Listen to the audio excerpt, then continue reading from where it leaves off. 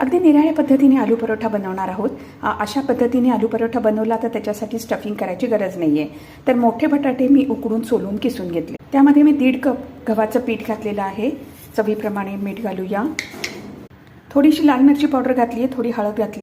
चटपटीत बनवण्यासाठी थोडेसे मी चिली फ्लेक्स घातले आहेत. थोडीशी कोथिंबीर घातली आहे आणि 1 हिरवी मिरची मी ठेचून घातली आहे आणि 1 इंच आलं ठेचून घातलं आहे. थोडीशी आपण आमचूर पावडर घालूया. आता हे सर्व मिक्स करून आपण पीठ मळून घेऊ.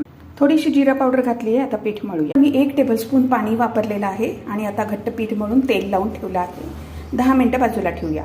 एक पिठाचा गोळा घेतला आहे, थोडासा लाटूया. लाटून आपण त्याला थोडंसं तेल लावलं आहे. आता हे आपण घडी करून फोल्ड करूया. घडी केली आहे, आता लाटूया.